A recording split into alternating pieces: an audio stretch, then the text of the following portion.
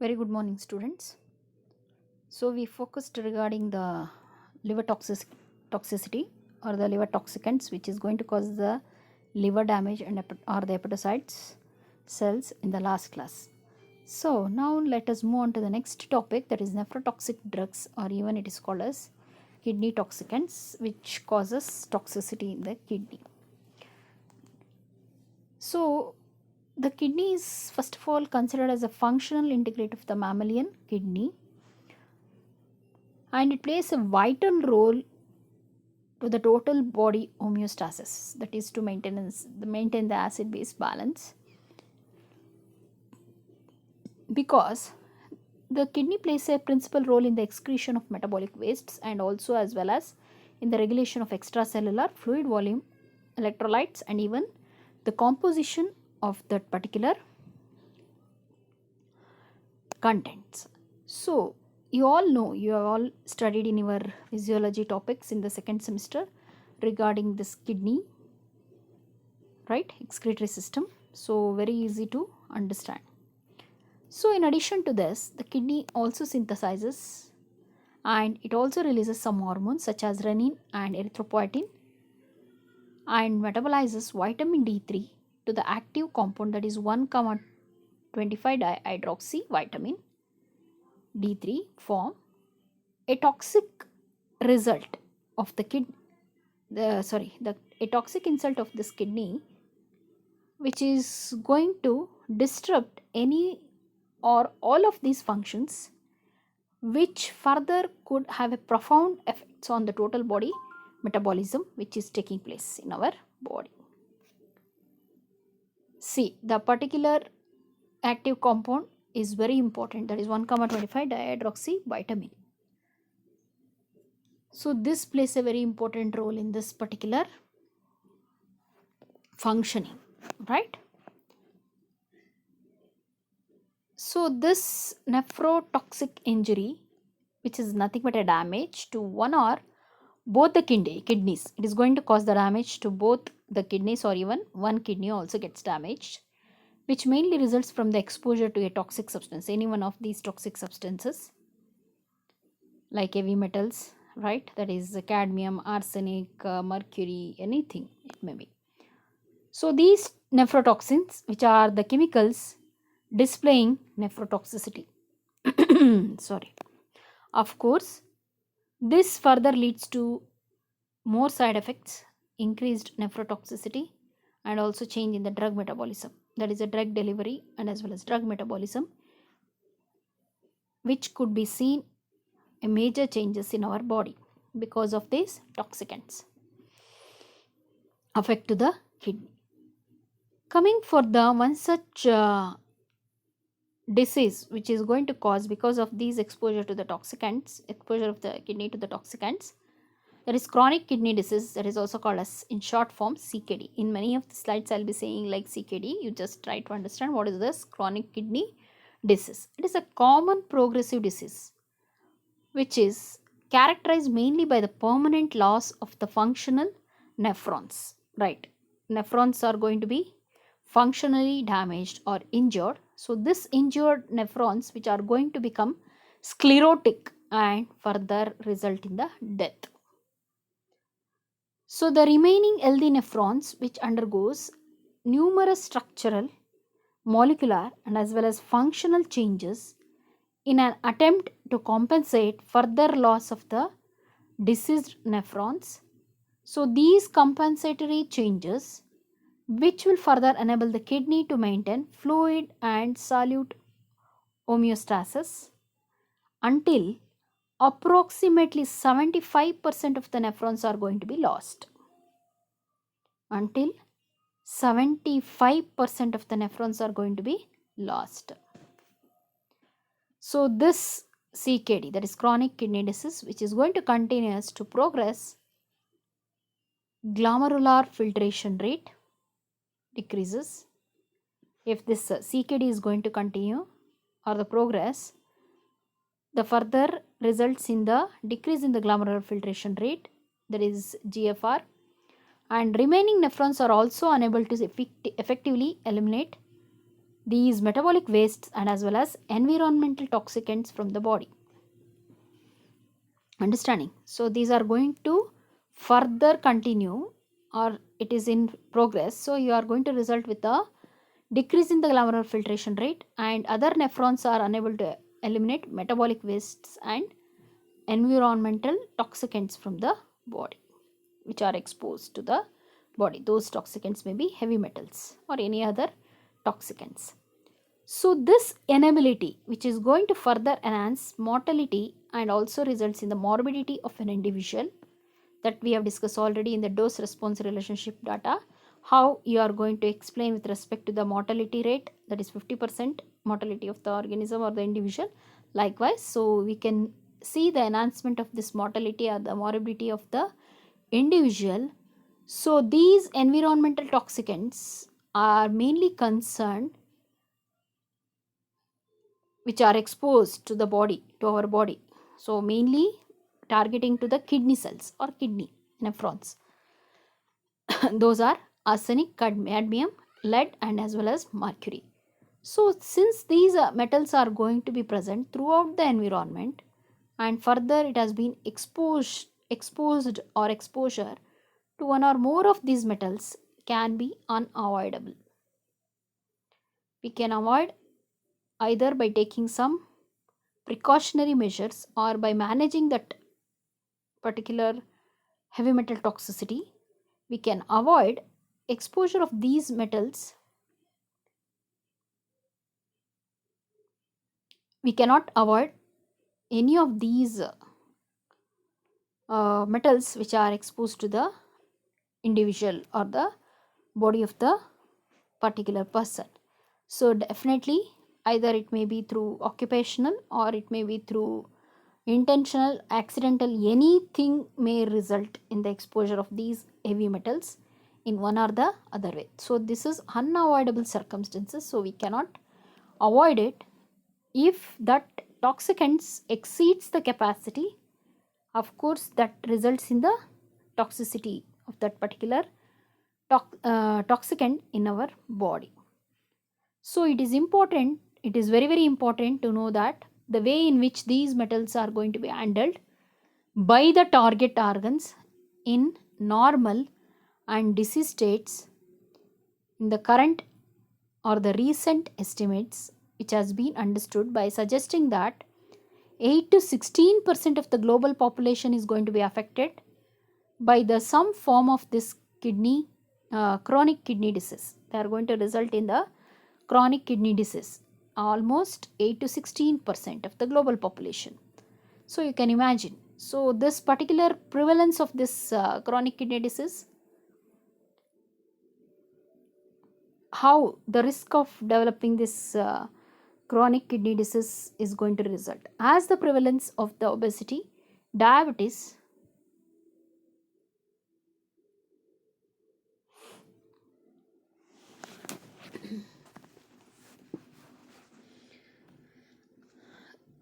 diabetes and as well as hypertension, which is going to increases the risk of developing chronic kidney disease. That also increases at the same time. As this chronic kidney disease progresses, patients which are going to have a reduced ability to eliminate metabolic wastes, xenobiotics or the foreign substances or the drugs or the endogenous substances it may be, and other toxicants of that particular concern, of course these patients will lose the ability to mediate the urinary excretion of these prevalent environmental toxicants. So they cannot excrete through the urine all these toxicants, so they are keep on depositing there itself, accumulating in the kidney, resulting in chronic kidney disease.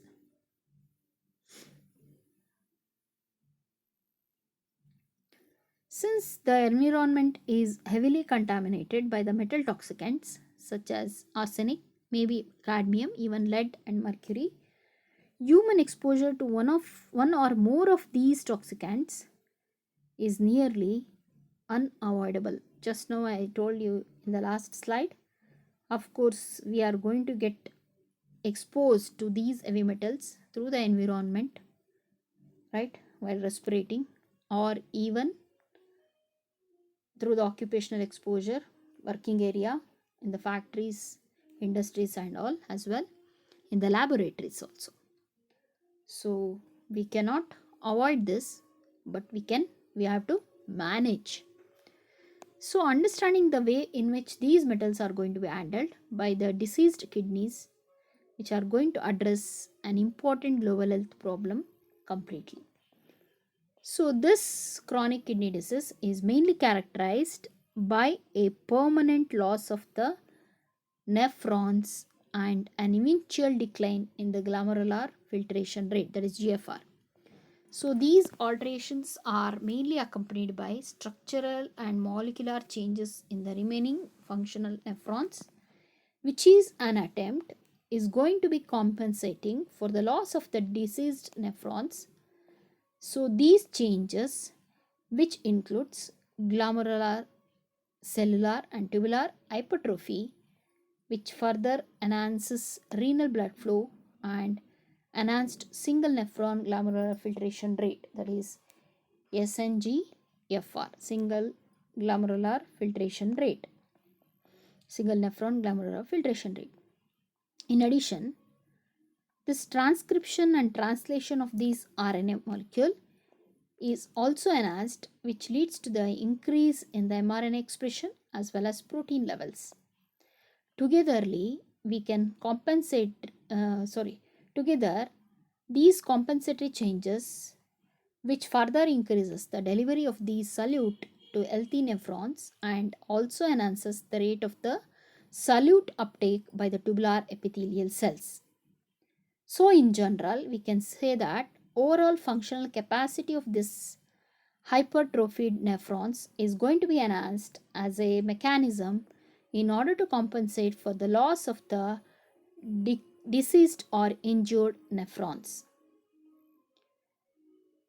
So, this is all about your chronic kidney diseases. Coming to the next topic, that is exposure to these toxic metals, which will how they are going to influence on the kidney. So first of all, we will see this environmentally relevant toxic metals, that is arsenic, first metal arsenic. So this is highly toxic metalloid, which is mainly found, that is ubiquitously found in the Earth's crust. It accumulates naturally in the aquifers through anthropogenic activities, of course, human activities in the environment, and it is also usually bound to the oxygen, chlorine, or even the sulfur, and is referred to as inorganic arsenic. So it is going to be referred as inorganic arsenic, which is mainly recognized by the Centers of the Disease Control and Prevention as a human poison and carcinogen. So these humans are going to expose to the arsenic, that is inorganic, in the form of inorganic ions, inorganic arsenical, through environmental, dietary and occupational sources. So the primary route of the human exposure to this inorganic form of the arsenic is via the ingestion of drinking water contaminated with arsenic, inorganic arsenical, that is in the form of trivalent arsenite and also in the form of pentavalent arsenite. So the humans also been exposed to this inorganic arsenical upon ingestion, that is in the form of trivalent or pentavalent, upon ingestion of these certain fishes, which also we can found the contaminated fishes with this inorganic arsenic, and various types of other seafoods which may contain high level of this metal, high level concentration of this arsenic metal can be found in the fishes and other seafoods. With regard to this occupational sources of this inorganic arsenic in the United States, they have found that approximately 90% of this all inorganic arsenic are going to be used in industry is utilized in the pressure treatment of wood. So the workers who are going to involve in this treatment process are exposed to the dust which are going to be produced when the wood is cut are at a higher risk for this arsenic intoxication. See, that's what I said. In the working area, we cannot avoid it, unavoidable circumstances, but we should know how to manage that. So the dust which is coming from the wood when you are going to cut, that can be avoided. So this is at the higher risk, where you can found the person who will be inhaling this particular dust, that leads to the higher risk for the arsenic intoxication. So now let us see the mechanism, how this is going to involve in the mechanism which causes kidney toxicity. So the mechanism by which this arsenic, that is in the form of trivalent and also in the form of pentavalent, so this is going to be transported out of a renal tubular epithelial cells, are not completely clear at present, but it has been suggested that since that is glucose transporter 1 and as well as glucose transporter 5 are mainly capable of bidirectional transportation of these molecules, so they may be able to mediate this export of this arsenic trivalent. Similarly, OATP2B1 has also been shown to mediate bidirectional transport of these certain substrates. So it may further also be capable of mediating this export of arsenic in the trivalent system. Alternatively, this glutathione, as we discussed in case of phase 2 reactions, glutathione GSH, conjugation of this, that is conjugates, mainly conjugates of this arsenicals, can also be transportable in the form of arsenic at the site of specific transport proteins in the renal tubular epithelial cells. So these studies using in vitro models, which further suggests that transport of these arsenic in certain cells is dependent upon the availability of this glutathione, that is GSH. So like many other metals, this arsenic trivalent appears to be capable of binding to the free GSH, that is glutathione, thereby forming more transportable forms of this arsenic, right, trivalent glutathione. And we can also see this mediated form of the export, that is ASGS2 respectively. So they have found out that it appears to be arsenic 3, that is in trivalent, and GSH forms a complex consisting of 3 GSH molecules, mainly bound to one arsenic atom. They are going to be bound to one arsenic atom, that is like ASGS3, right, that is in the trivalent form. So this is how that is going to act on that particular, that is arsenic trivalent, which is going to involve and as well as mediating the export of this particular mediate, especially MAS3 form, trivalent form, how this is going to involve in the transportation of this arsenic out of the renal tubular epithelial cells by using this transport systems, right, transport proteins or even specific transport proteins, that is through the conjugate form of arsenicals, that is GSH, in the form of GSH. This how the mechanism is going to happen. So we will see in the next slide the renal effects of this arsenic exposure. So the acute arsenic induced renal intoxication, which can also lead to tubular interstitial nephritis and as well as acute tubular necrosis. So as induced kidney injury is mainly characterized by the hypercalciuria, albuminuria, and nephrocalcinosis and as well as necrosis of the renal papillae. In vivo and as well as in vitro studies suggest that the transport of this inorganic form of the arsenic into the cells may also lead to the alterations in the intracellular signaling processes mechanism, and exposure of these mice to this inorganic form of the arsenic, which can reduce the expression of this RAF kinase enzyme, that is RAF kinase inhibitor protein, that is called as RKIP. So this is also called as RKIP, that is rat kinase inhibitor protein, which mainly involved in the regulation of multiple cell signaling cascades. As you all learned this particular MAP kinase or the RAF kinase enzyme. So in case of your signal transduction mechanisms and all, so it is very easy to understand. So this RKIP, that is a rat kinase protein inhibitor, which plays an important role in the regulation of this growth and as well as survival of the cells, which mainly suggests that down regulation of its expression may further lead to the uncontrolled growth of the cells and cancer. In addition to this exposure to the arsenic compounds, which appears to be leading to the DNA methylation process and histone acetylation, which can also in turn may cause epigenetic alterations in the expression of interleukin 8 IL-8 in the renal tubular cells. So these alterations, which have been shown to result in the proneoplastic changes, further results in increased migration as well as proliferation and as well as cell cycle dysregulation in the renal cells.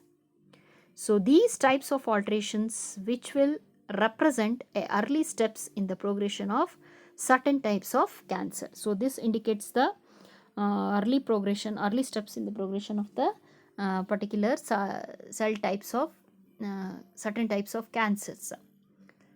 So in the next class we will see further aspects of this environmental exposure of these other heavy metals. Thank you.